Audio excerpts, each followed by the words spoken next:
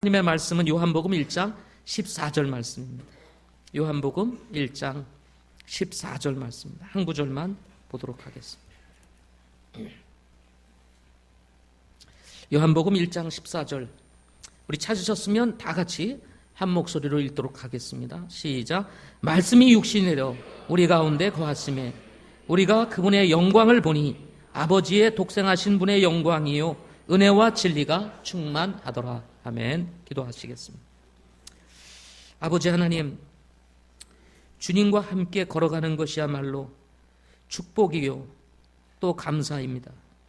아버지 하나님, 참 우리를 죄 가운데서 구원해 주시고 하나님의 자녀 삼아 주시며 주님과 동행할 수 있는 이 놀라운 은혜를 허락해 주신 것 감사합니다. 이제 한 해가 지나고 새해를 또 맞이할 그런 시기에 저희들이 서 있습니다.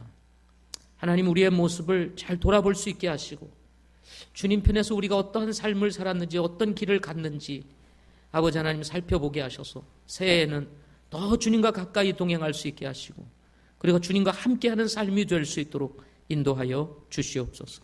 오늘 말씀을 주님 앞에 의뢰합니다. 성령 하나님께서 역사하시고 주신 말씀을 축복하여 주옵소서. 예수님의 이름으로 기도드립니다. 네. 오늘 말씀의 제목은 말씀이 육신 되어 오신 예수님이라는 제목으로 말씀을 드리도록 하겠습니다. 다음 주는 우리 성탄 2부입니다. 성탄 2부.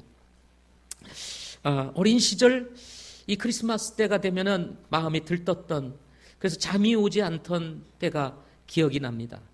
여러분들은 어떤지 모르겠어요. 앞에 계신 청소년들은 어떤지 모르겠어요. 그럽니까? 전혀 아니라는 반응입니다. 별로 이렇게. 근데 아직은 일주일이 남았으니까 가봐야 될 것 같아요. 저는 어린 시절 그랬습니다. 네.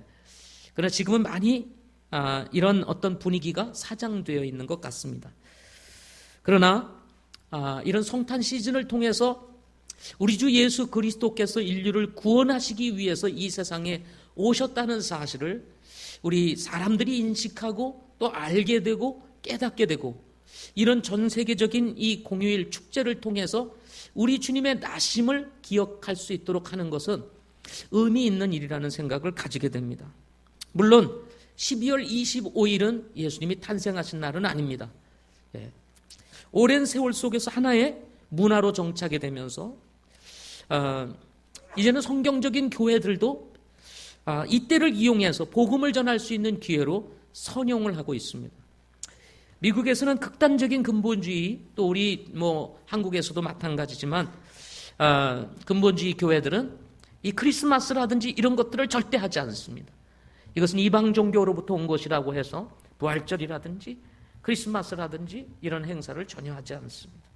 예수 믿는 사람들이 이 이방 종교로부터 온 이 크리스마스를 해야 되겠느냐 하고 하지 않는 분들도 있습니다. 그러나 미국의 대부분의 근본주의 교회들, 우리와 같은 믿음을 가지고 있는 교회들은 오히려 이렇게 문화적인 것으로 정착되어 있는 이 시기를 통해서 오히려 복음을 전할 수 있는 기회로 삼아서 이웃들과 가족들을 초청하여 정말 예수 그리스도께서 이 세상에 오신 이유와 목적을 설명하고 말씀 전하면서 영혼들을 그리스도께로 인도하는 기회로 삼고 있습니다.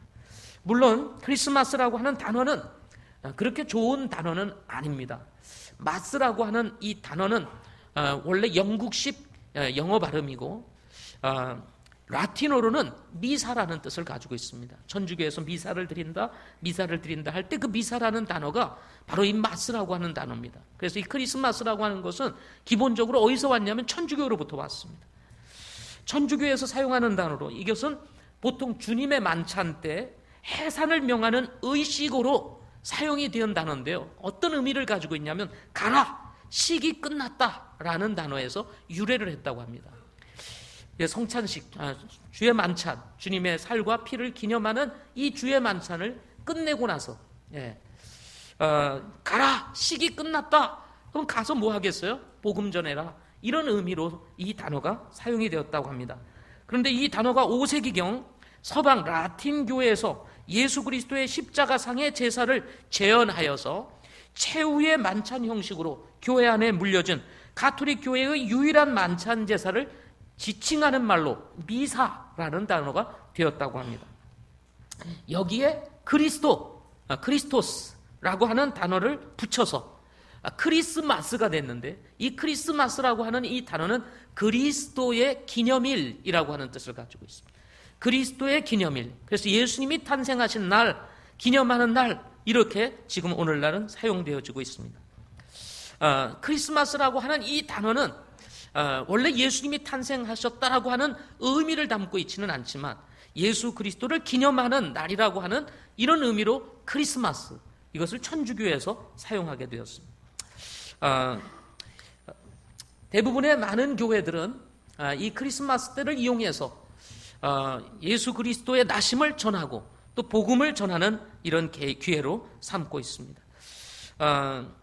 비록 이것이 천주교로부터 이방 종교로부터 온 그러한 날이기는 하지만 지금은 오히려 거꾸로 하나님을 알지 못하는 이 이슬람권이라든지 또는 불교권이라든지 어느 것에서 상관없이 이 날이 되면 예수 그리스도가 탄생하신 날이다 해가지고 예수 그리스도가 인류를 구원하시기 위해서 이 세상에 오셨다라는 사실을 이 크리스마스라고 하는 사실을 통해서 알리게 될 수 있는 기회로 이렇게 사용되어지고 있다라고 할 수가 있습니다. 그런 의미에서는 크리스마스라고 하는 이 공휴일 또는 이 날이 어떤 이 예수님의 나심을 알리는데 공로가 있다라고 이렇게 말할 수도 있습니다. 지난 몇 년간 이 때가 되면 거리에는 이 크리스마스 캐롤송이 울리곤 했습니다. 그리고 또 성탄에 관련된 찬송들이 어떤 가게에서는 흘러나오기도 했습니다. 그러나 최근에는 거의 캐롤이라는 것이 없어졌습니다. 그죠? 일반 이게 지나가는 거리에 캐롤이 울리는 거 잘 못 보시지 않습니까? 시내 저 중심가나 가면 들릴까? 예전에는 어디나 가나 이 캐롤이 막 울려 퍼졌습니다. 지금은 전혀 울리지 않습니다. 이것은 이 노래에 대한 저작권 때문에 그렇습니다.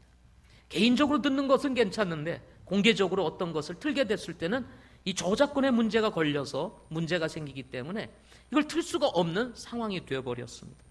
그렇지만 저작권의 문제만은 아닙니다.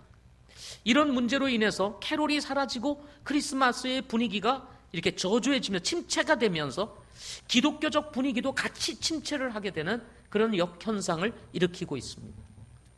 지금 한국에 있는 기독교 교인들의 숫자가 점점 줄고 있다고 합니다. 그것은 바로 이런 보이지 않는 영향력들이 있기 때문이라고 저는 생각을 하게 됩니다. 그러나 우리가 비록 캐롤은 울리지 아니하고 또 거리에서 음악이 들리지는 않는다 할지라도 또 12월 25일이 예수님이 탄생하신 날은 아니라 할지라도 분명히 언젠가는 우리 주님께서 우리를 죄에서 구원하시기 위해서 이 세상에 오셨다라고 하는 사실입니다. 이 사실을 마음에 가지고 오히려 이 기회를, 이런 날들을 기회로 삼아서 정말 사람들이 뭔가 주님의 나신 날을 이해하고 생각할 이럴 때에 우리가 예수 그리스도에 대한 이 소식을 전해줄 수 있다면 그것이 또 우리가 복음을 전할 수 있는 기회가 되지 않을까 생각을 가지게 됩니다. 예수님의 탄생을 우리는 신학적으로 예수님이 초림하셨다, 초림이라고 이렇게 얘기를 합니다.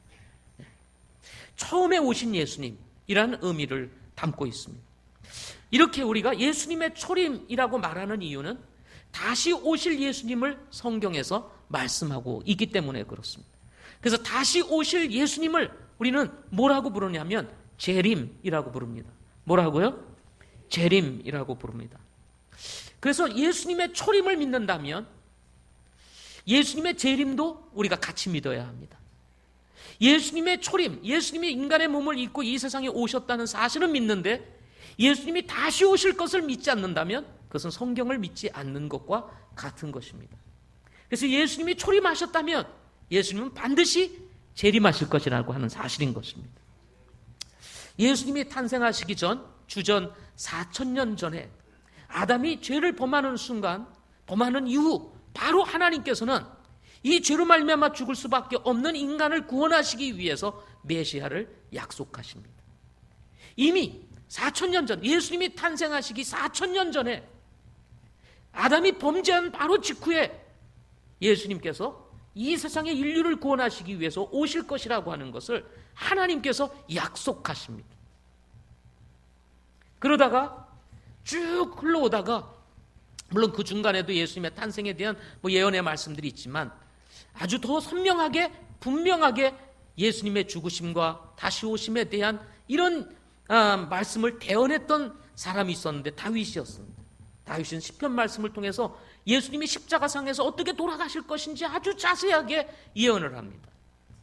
다윗은 예수님이 탄생하시기 약 1000년 전의 사람입니다.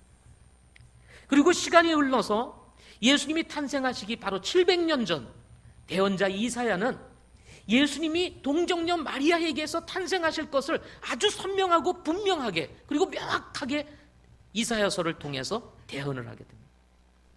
이렇게 예수님은 이미 탄생하시기 전에 이 세상에 오실 것이라고 하는 것을 이미 말씀하셨고 하나님께서 예언하신 대로 예수님은 지금으로부터 2000년 전 작은 마을 베들레헴에 사람의 몸을 입고 이 세상에 오시게 된 것입니다.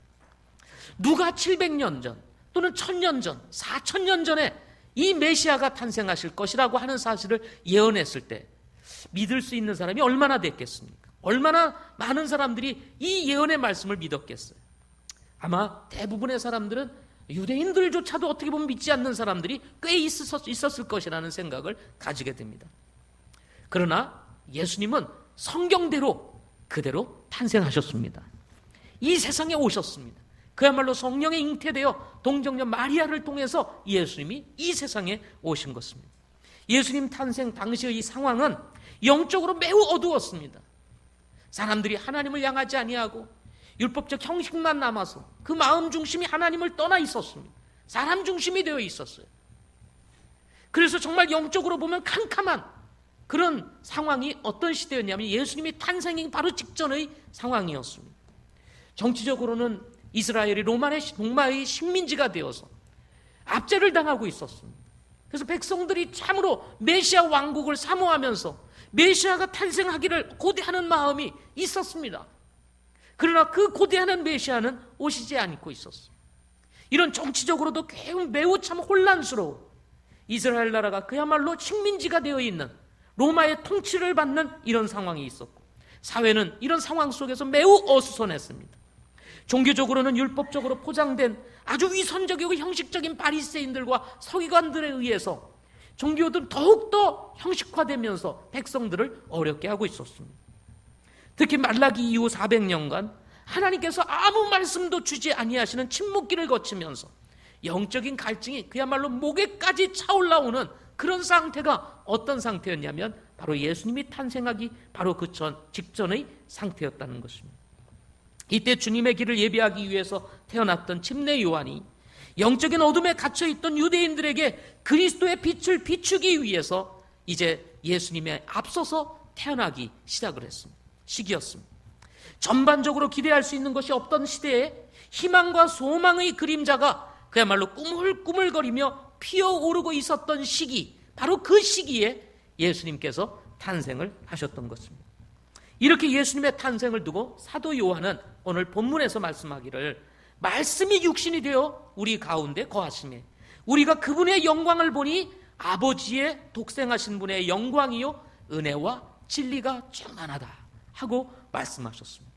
말씀이 육신이 되어 요한복음 1장에 보면 1장 1절에 보면 태초에 말씀이 계시니라. 이 말씀이 누구와 함께 계셨습니까? 하나님과 함께 계셨으니 이 말씀이 곧 하나님이시라 하고 말씀하셨습니다. 말씀이신 하나님, 그 하나님이 육신이 되어 우리 가운데 거하시고 우리가 그분의 영광을 보게 되었고 아버지의 독생하신 분의 영광과 그 정말 은혜와 진리가 충만하다 하고 사도 요한은 기록하고 있습니다. 저는 이 말씀을 통해서 예수님이 인류의 축복인 이유가 무엇인지에 대해서 말씀을 드리고자 합니다. 예수님의 탄생이 우리에게 축복인 이유, 오늘 본문을 통해서 세 가지로 말씀을 드리고자 합니다. 첫째는 하나님께서 우리와 함께 거하시기 때문이라는 것입니다. 하나님이 우리와 함께 뭐 하시기 때문에? 거하시기 때문이다 하는 것입니다. 가까이 하실 수 없는 분. 인간은 너무 비천하고 죄로 말미암아 타락해서 그야말로 정말 비천한 존재인 인간, 그야말로 벌레보다도 못한 존재라고 성경 기자는 이야기를 합니다. 죄로 말미암아 더럽혀져 있고 죄로 말미암아 죽을 수밖에 없었던 인간, 반대로 하나님은 정말 높으신 분이셨습니다. 그분은 거룩하신 분이었습니다. 도덕적으로도 완전하고 결함이 없으신 완전하신 하나님이셨습니다. 그분의 능력은 전능이라고 말을 합니다.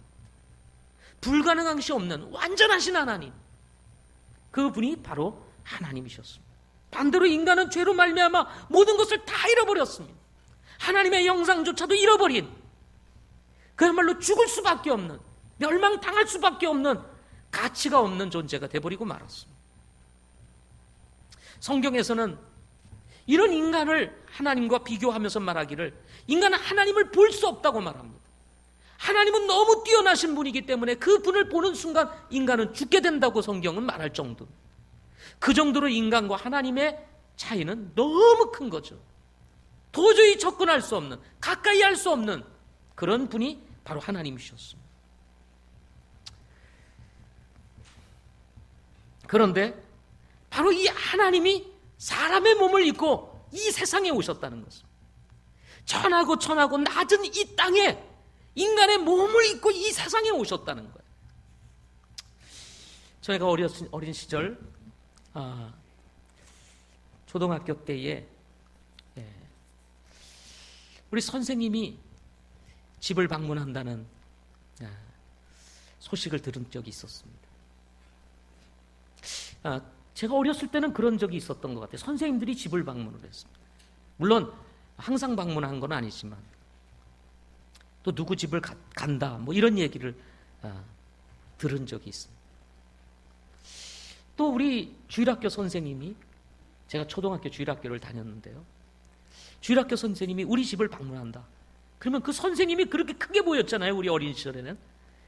집에 우리 선생님이 방문한다 그러면은 선생님이 온다는 그 마음에 들떠가지고 집안을 정리하고 기다리고 언제 오시나 하고 기다렸던 때가 있습니다. 그리고 선생님이 오면 우리 집에 선생님이 왔다 하고 자랑을 하고 다녔던 그런 때가 기억이 납니다. 선생님과 같은 아주 귀한 분이 우리 집을 방문했다는 거예요. 그러면서 내 자신도 높아지는 것 같은 기분, 이런 기분을 느꼈습니다. 여러분, 우리가 그냥 선생님 한 분도 이렇게 방문을 해도 뭔가 이게 기분이 좋고 그리고 뭔가 특별한 것 같은 느낌이 우리에게 드는데, 위대하신 하나님, 전능하신 하나님, 그리고 우리를 창조하신 하나님이 사람의 몸을 입고 이 세상에 오셨다는 사실이 얼마나 감사한 일입니까? 그분은 우리를 위해서 낮아졌습니다. 그러나 반대로 우리는 그분으로 인해서 높아진 거예요. 우리를 얼마나 사랑하시면 그분이 사람의 몸을 입고 이 세상에 오셨겠는가 하는 것입니다. 예수님의 이 세상 오심, 예수님의 탄생으로 말미암아 인간의 존재의 가치, 그리고 우리의 삶의 가치, 이것이 높아지게 된 거예요. 얼마나 우리를 귀하게 여기셨으면 그 하나님이 사람의 몸을 입고 이 세상에 오셨냐는 거죠. 이것으로 인해서 우리의 가치는 높아지고 하나님이 우리를 얼마나 존중히 여기시는가 하는 것을 우리가 깨닫게 된 것입니다. 가끔 그런 예화를 들게 됩니다. 저기 위에서 막 홍수가 났어요. 홍수가 나는데 개미들이 저기서 열심히 먹이를 나르고 있습니다. 위에는 홍수가 나서 잠시 후에는 어떻게 되죠? 이제 이 물로 인해 가지고 이 개미집이 무너지게 되고 먹이를 나르고 있던 사람, 이 개미들이 다 죽을 형편에 놓여 있는 거예요. 사람은 보이잖아요. 저 위에 홍수가 난 거 다 보이지 않습니다. 알려주고 싶은데 알려줄 수가 없는 거예요. 알려주려면 어떻게 해야 되죠? 개미야, 저 위에 홍수 났으니 빨리 숨어라, 피해라, 뭐 아무리 한들 들을 수 있겠어요? 유일한 방법 한 가지는 내가 개미가 되는 거예요. 그리고 개미의 소리로, 개미의 그 언어로 이 사실을 알려주어야만 개미들이 피할 수 있을 거 아니겠어요? 근데 문제는 뭐냐면 인간은 개미가 될 수가 없다는 것입니다. 그렇죠? 개미가 될 수가 없다는 것. 인간은 개미가 될 수 없지만 그러나 하나님은 다릅니다. 하나님은 다릅니다. 누가복음 1장 37절에 보면 천사가 마리아에게 나타나 마리아에게 이제 예수님이 성령으로 잉태하여 수태하게 될 것이라는 사실을 알려주게 됩니다. 그러자 마리아가 천사에게 얘기를 합니다. 나는 남자를 알지 못하는데 어떻게 이런 일이 일어날 수 있습니까? 하고 천사에게 물어요. 그러자 천사가 이 마리아에게 침례 요한의 어머니 엘리사벳이 나이가 늙어서 아이를 낳을 수가 없을 때에 하나님의 초자연적인 능력으로 말미암아 엘리사벳이 잉태를 하여서 침례 요한을 출생하게 됩니다. 그런데 그 침례 요한이 지금 엘리사벳의 몸에 6개월 동안 이미 임신이 돼서 6개월 동안이 된 거예요. 6개월이 된 거예요. 아이를 전혀 낳을 수 없었던 엘리사벳이 이 침례 요한을 가지게 되었던 것처럼 이 사실을 말씀하면서 마리아에게 이렇게 얘기를 합니다. 하나님께는 불가능한 일이 없다. 하나님께는 뭐가 없다고요? 불가능한 일이 없다는 거예요. 하나님께는. 인간은 개미가 될 수 없지만 하나님께서는 사람이 되실 수 있다는 것입니다. 죄로 말미암아 죽을 수밖에 없었던 인간, 이 인간을 구원하시기 위해서 우리 주님은 사람의 몸을 입고 이 세상에 오셨다라고 말씀하고 있는 것입니다. 우리는 좀 알려진 사람들, 청소년들 같으면은 아이돌 같은 이런 유명한 그룹들이 오면은 난리를 치고 한번 보려고 그냥 몰려다니고 그러지 않습니까? 그렇죠? 저 공항에 가면은 외국 나갔다 들어오는 무슨 유명한 그룹이 있다 그러면 또 가수가 있다 그러면 공항에 그 사진 한 장 찍으려고 학생들이 어디서 돈이 났는지 그냥 카메라를 그냥 이런 카메라를 들고 그냥 몰려다니는 걸. 야. 그러다가 손 한 번 잡아보면 어떻게 되겠습니까? 야, 내가 누구 손 잡았다. 그런데 그렇다고 해서 인생에 변화가 있습니까? 아무것도 없죠. 그렇지만 우리를 사랑하시는 하나님 아들 예수 그리스도가 인간의 몸을 입고 이 땅에 오셨다는 거예요. 왜요? 우리를 죄에서 구원하시기 위해서. 예수님의 탄생을 두고 마태는 이렇게 천사의 말을 인용해서 기록을 합니다.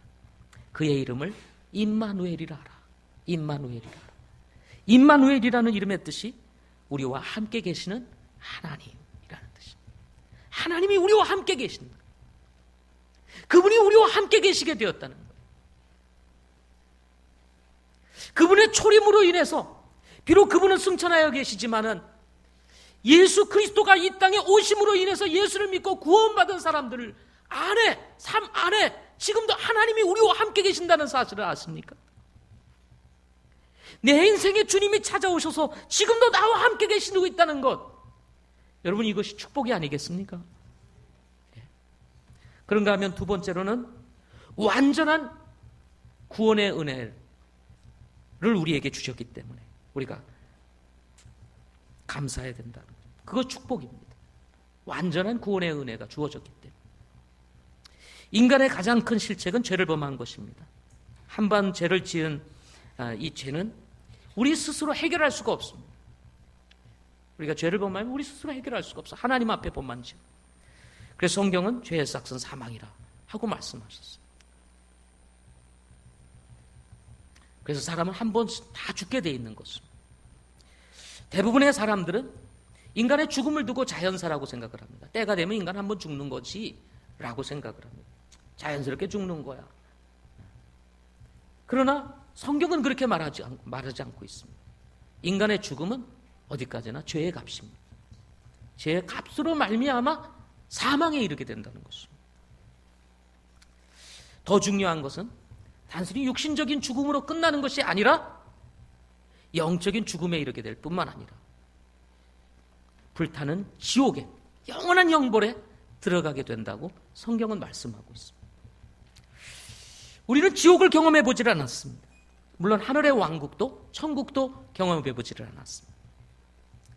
지옥도 경험해 보지 아니하고 하늘의 왕국도 경험해 보지 않았지만 예수님께서 이미 4,000년 전에 오신다고 약속을 했던 것이 이루어지고 1,000년 전 다윗을 통해서 예수님이 어떻게 죽으시고 탄생하실 것인지 예언된 것이 이루어지고 대언자 이사야를 통해서 700년 전에 예수님이 탄생할 것이 예언된 것이 이루어졌다면 바로 그분이 말씀하시고 있는 천국도 지옥도 존재할 것이라는 것입니다. 우리는 그것을 믿습니다. 아멘. 인생의 종착역은 딱 두 곳입니다. 우리 모두의 인생의 종착역은 딱 두 곳으로 규정됩니다. 하나는 천국이고 하늘의 왕국이고 또 하나는 지옥인 것입니다. 예수님을 믿는 사람들은 하나님의 약속으로 말미암아 하나님이 주신 약속의 말씀으로 말미암아 하늘의 왕국에 들어가게 될 것입니다. 그러나 하나님이 어디 계셔?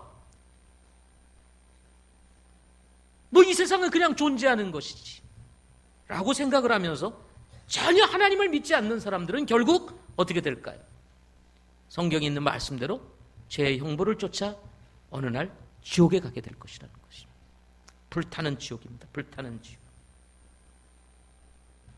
이것이 죄를 범한 인간의 운명인 것입니다. 그러나 인간을 자신의 형상대로 지으신 하나님께서 인간을 사랑하셨기 때문에 그냥 볼 수가 없었습니다.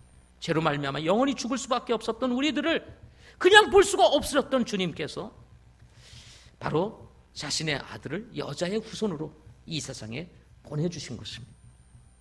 죄의 삭은 사망이기 때문에 누군가 죄 없는 분이 대신 우리를 위하여 죽지 아니하시면 우리가 구원받을 수가 없게 되기 때문입니다. 그래서 예수님이 우리를 위해서 이 세상에 오신 것입니다. 우리는 여기서 하나님의 사랑을 배우게 됩니다. 하나님의 사랑은 우리가 생각하는 것보다 훨씬 크고 높고 넓습니다. 그래서 우리는 그분을 사랑이시라 라고 이렇게 부릅니다. 사랑이시라. 하나님은 사랑이시라.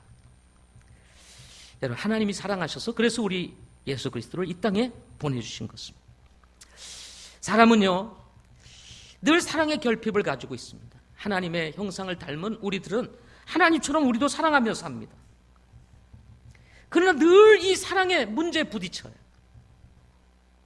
자녀를 사랑하고 아내를 사랑하고 남편을 사랑하고 이웃을 사랑하고 우리는 사랑하면서 산다고 말을 합니다. 그러나 문제는 사랑의 한계에 늘 부딪히게 된다는 거예요. 그래서 사랑의 문제에 있어서는 우리는 모두가 사연을 가지고 있어요. 사연을. 예. 그래서 다 아픔이 있습니다. 아픔이. 예. 한번 물어보세요. 우리 자녀들에게 물어보세요. 부모님의 사랑으로 너는 만족하니? 하고 물어보면 아마 그렇게 대답을 안 할 거예요. 만족합니다 라고 대답을 안 할 겁니다. 연애를 해도 채울 수 있을 것 같았던 이 허전한 마음, 그녀가 채워줄 수 있을까요? 그녀가 채워줄 수 있을까요? 그 이가 채워줄 수 있을까요? 채울 수가 없습니다. 연애를 하면 좋을 것 같죠? 해보세요. 또 맞지 않아가지고 서로 싸우고 또 만나니 헤어지니 말이 많고 짐이 더 이렇게 무겁게 되어집니다. 결혼하면 되겠지. 그래서 결혼을 합니다. 이제 두 사람이 의지하며 서로 살면 이제 만족하겠지. 아니, 결혼하면 더 큰 짐이 또. 그래서 인생은 뭐냐? 저는 그런 생각이 들었어요. 인생은 산 넘어 산이다. 이거 하나 넘으면 이제 괜찮겠지 하는데 또 산이 있는 거예요. 이거 넘어가면 괜찮겠지. 또 산이 있는 거예요. 애들 키우면 되겠지. 그럼 다 키웠어요. 끝나는가요? 이거 애들을 또 낳아가지고는 손자 손녀들을 갖다 안기는데 아주 우리 요즘 부모님들이 죽을 지경입니다. 다 키워놓고 이제 좀 쉴만 했더니 손자 손녀들을 갖다 안겨놓는 거예요. 얼마나 힘들어요. 죽을 때까지 애 보다가 갑니다. 죽을 때까지 애 보다가. 그러다가 이제 아이 돌볼 수 있는 힘이 없어지면 어디 가죠? 요양병원으로 갑니다. 요즘 부모 자녀들이 아주 부려먹을 대로 우리 부모들을 부려먹습니다. 그리고 힘없으면 요양병원 보내는 거. 이게 참 우리들의 운명입니다. 그래서 여러분, 우리 하나님 하나님께로 가야 되는 거예요. 인간으로는 절대로 이 만족할 수가 없습니다. 그녀가 채워줄 수 있습니까? 그이가 채워줄 수 있습니까? 아니면 여러분의 부모가 여러분의 마음을 다 채울 수 있어요? 사랑을 아무도 채울 수가 없습니다. 그건 일시적인 거예요. 그래서 늘 우리는 부족함을 느끼고 살아갑니다. 결핍을 느끼고 살아갑니다. 허전함이 있는 거예요. 채울 수 없는 무엇인가가 항상 우리에게 있는 거예요. 왜 그럴까요? 그것은 우리의 인생에 바로 우리를 위해서 이 땅에 오신 예수 그리스도가 빠져있기 때문인 것입니다.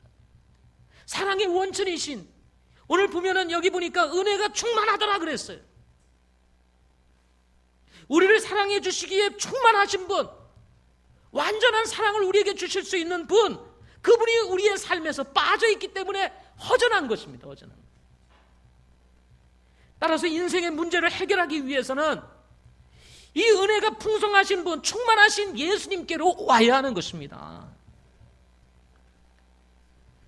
다윗은 이렇게 노래했습니다. 주는 나의 목자시니 내가 부족함이 없으리다.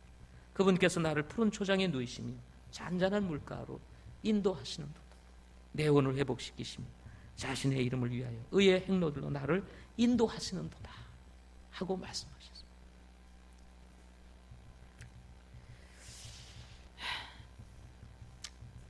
채울 수 없는 인생의 문제를 채울 수 있는 유일한 분은 바로 하나님이신 것입니다. 성경은 또 이렇게 말합니다. 하나님께서 세상을 이처럼 사랑하사 독생자를 주셨습니다. 이것은 누구든지 그를 믿는 자는 멸망하지 않고 영존하는 생명을 얻게 하려 하심이니라 하고 말씀하십니다. 우리를 사랑하사 자신의 사랑하는 아들 독생자 예수 그리스도를 우리에게 보내주시고, 그를 믿는 자는 그의 신분이 어떻든지, 그의 형편이 어떠든지, 그분의 나이가 어떻든지, 그분의 처지가 어떠하든지 상관없이 믿는 자는 멸망치 않고 영생을 얻게 하시겠다. 그 사람이 어떤 사람이든지, 그 숫자가 어떤 숫자이든지 상관없이 예수님을 믿기만 하면 다 구원할 수 있는 능력을 가지신 풍성하신 하나님, 그분이 바로 우리를 구원하시기 위해서 이 세상에 오신 분이신 것입니다. 바울은 이 사실을 두고 이렇게 얘기를 합니다. 너희가 믿음을 통해 은혜로 구원을 받았나니 이것은 너희 자신에게서 난 것이 아니요 하나님의 선물이라. 행위에서 난 것이 아니니 이것은 아무도 자랑하지 못하게 하려 함이라 하고 말씀하셨습니다. 저는 이 말씀이 얼마나 감사한지 몰라요. 이 말씀을 읽을 때마다 얼마나 위로가 되는지 몰라요. 왜 그러냐면, 만약에 행위로 구원을 받을 수 있다라고 얘기를 했다면 저는 접근조차 하기 어려운 사람이었기 때문입니다. 저는 의지가 아주 약해요. 결심은 참 잘합니다. 생긴 거 보세요. 결심을 얼마나 잘하게 생겼나. 네. 저는 결심은 참 잘합니다. 순간순간 딱 생각을 해서 내가 이렇게 해야지, 이렇게 해야지. 번뜩번뜩하는 생각은 참 많습니다. 그래서 결심을 많이 해요. 그런데 그 결심이 얼마나 갑니까? 오래 가지는 못하고 다시 또 넘어지고 또 쓰러지고, 결심했다가 또 쓰러지고, 결심했다가 또 쓰러지고, 도전했다가 금방 포기하고, 한없이 포기를 합니다. 한없이. 만약에 그랬다면 내가 어떻게 구원받을 수 있었을까? 그런데 이것과 전혀 상관없이 오늘 본문에 보면 너희가 믿음을 통해 은혜로 구원을 받았나니 이 구원은 하나님의 선물이라 하고 말씀하십니다. 하나님의 선물이라는 거예요. 행위로 받을 수 없는 것을 하나님이 은혜로 값없이 믿는 자에게 주시는 하나님의 선물이라는 거예요. 근데 이 선물은 부족함이 없다는 것입니다. 오늘 본문에 은혜가 충만하더라. 부족함이 없어요. 어떤 사람이든지 누구든지 상관없이 여기에 수만 명이 모여도 그 모든 사람들을 다 구원해낼 수 있는 능력을 가지신 분이 누구냐? 하나님이신 것입니다. 저는 혹시 여러분 가운데 이 자리에 아직 예수님을 알지 못하신 분이라면 정말 이런 기회를 통해서 예수님을 꼭 믿고 구원을 받았으면 좋겠습니다. 시간은 자꾸 흘러가고 있습니다. 이제 좀 며칠 있으면 이제 한 해가 또 지나가게 됩니다. 우리가 살 수 있는 시간이 많지 않아요. 주님을 만날 수 있는 시간도 많지가 않습니다. 주님 만나서 사는 시간도 짧은데 주님 만나지 아니하고 산다는 것은 이것은 정말 비극입니다. 우리를 죄에서 구원하시기 위해서 이미 오신 예수, 그 하나님의 사랑이 지금도 이 자연을 통해서 정말 우리에게 쏟아져 보여주시고 계심에도 불구하고 이걸 알지 못한 채 살아가는 것은 비극이라는 것이죠. 마태복음 1장 21절에는 천사를 통해서 요셉에게 말씀하기를 그녀에게서 아들이 태어나리니 그의 이름을 예수하라 하고 말씀하셨어요. 그 예수의 이름이 무슨 뜻이라고 그랬어요? 예? 자기 백성을 구원할 자다 그 말씀하셨어요. 자기 백성을 구원할 자, 죄에서 자기 백성을 구원할 자다.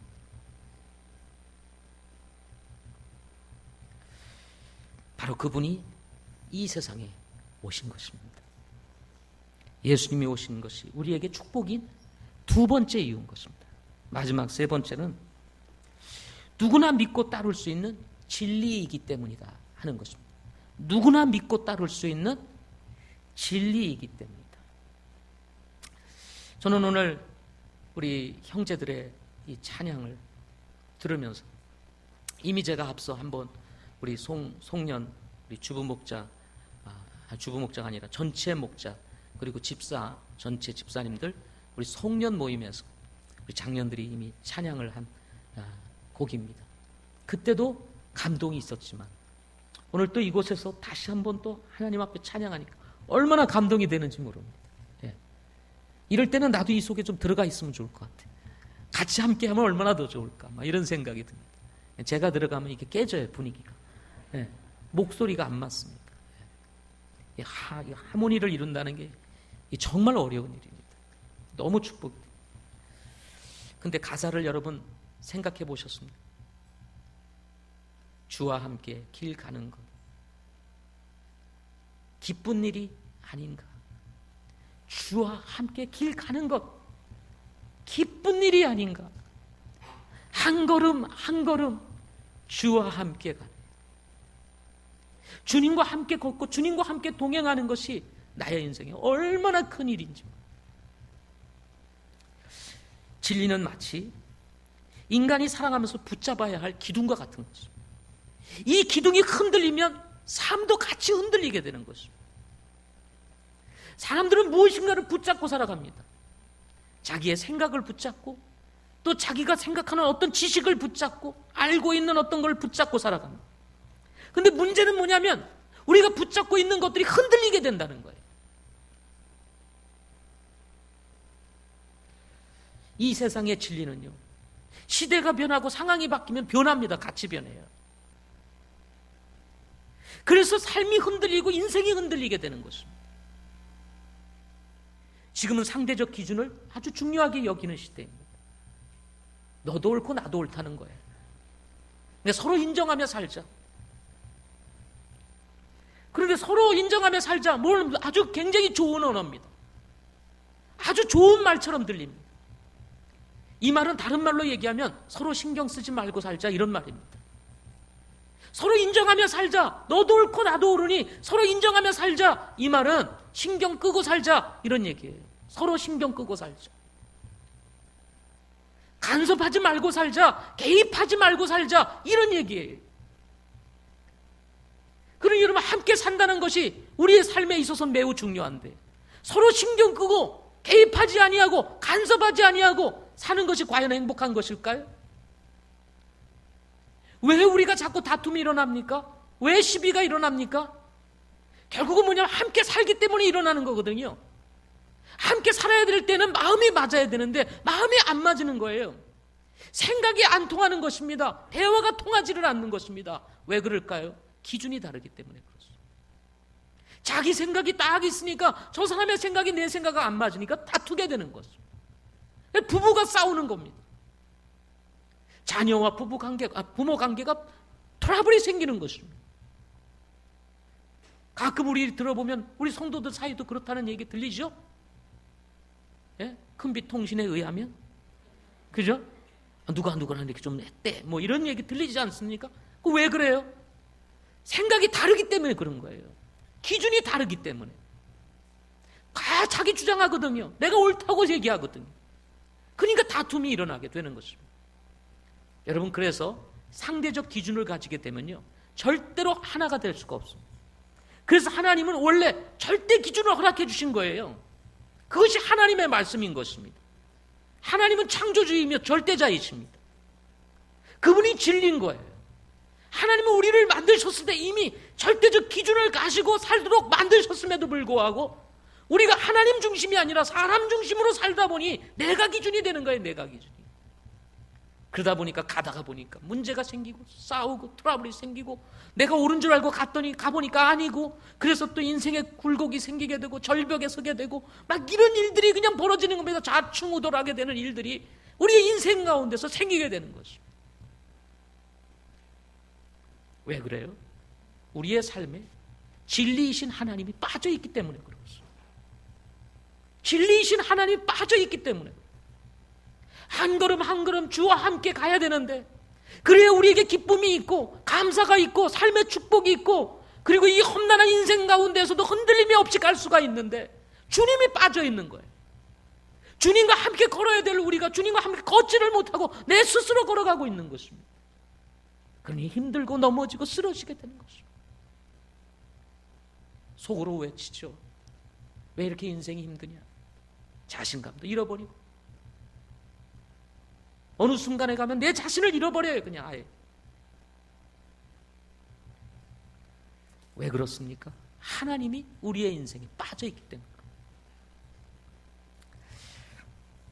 저는 제가 믿는 것 중에 하나가 있습니다. 그것은 뭐냐면, 우리 성도들이 비록 연약하고 부족하고 모자르고 정말 가진 것도 없고 할지라도 하나님을 믿고 따라가면 망하지 않는다는 거예요. 하나님을 믿고 따라가면 뭐하지 않는다? 망하지 않는다. 저를 따라서 해보십시오. 하나님을 믿고 따라가면 망하지 않는다. 물론 성경이 말하는 성공의 기준은 우리가 생각하는 것과 다를 수 있습니다. 우리가 생각하는 성공의 기준은 잘 되는 거예요. 집안이 잘 되고 자식이 잘 되고 돈도 잘 벌고 뭐가 잘 되는 거예요. 지위도 올라가고 뭐 이런 것을 성공의 기준으로 생각을 합니다. 근데 여러분, 지금 잘 된다고 해서 그것이 성공이라고 말하기는 어렵습니다. 왜냐하면 그런 것은 언제든지 없어질 수 있기 때문에 그렇습니다. 자칫 우리가 예수 믿는 사람들이 이 성공에 대해서 잘 된다는 걸 생각하면서 자꾸 이런 세상적인 성공을 생각합니다. 그런데 예수님을 믿다가 보면 순교를 당하는 사람도 있거든요. 그럼 순교를 당한 사람들은 망한 사람들일까요? 아니죠. 저는 정말 예수 믿는 사람들이 정말 행복한 사람이 어떤 사람일까? 소신을 가지고 사는 사람입니다. 안 믿는 세계에서도 마찬가지로 얘기합니다. 소신을 가지고 사는 거예요. 네. 가치를 붙잡고, 확실한 가치를 붙잡고 사는 것입니다. 예수 믿는 사람들이라면 정말 하나님께서 우리에게 주신 이 진리를 붙잡고 목숨을 걸고 살 수 있는 이 진리를 붙잡고 사는 것입니다. 주님이 약속한 미래가 확실하게 있고, 예수님으로 말미암아 우리가 구원받아 하나님의 자녀가 되고, 하나님께서 우리에게 약속한 천국은 반드시 존재하고, 주님과 동행하는 삶이야말로 기쁜 일이고, 이것이 가치 있는 일이라고 하는 것을 확실히 믿고 흔들림이 없이 고난이 찾아오고 어려움이 찾아와도 이 믿음의 길을 가는 것, 이것이 성공인 것입니다. 왜? 이 땅에 사는 것이 아니라, 이 땅이 전부가 아니라 우리에게는 영원한 하나님의 나라가 예비되어 있기 때문에 그렇습니다. 잠언 16장 20절에 보면, 문제를 지혜롭게 다루는 자는 좋은 것을 얻으리니 누구든지 주를 신뢰하는 자는 행복하니라 하고 말씀합니다. 누구를 신뢰하는 자는요? 주를 신뢰하는 자, 주를 믿는 자는 행복하니라. 하나님이 살아계시고 지금도 역사하시며 말씀이 육신이 되어 우리 가운데 거하신 분이라는 확신을 믿고 그분을 의뢰하고 신뢰하는 자는 행복하니라. 잠언 29장 18절에 보면, 환상 계시가 없는 곳에는 백성이 망하거니와 법을 지키는 자는 행복하니라.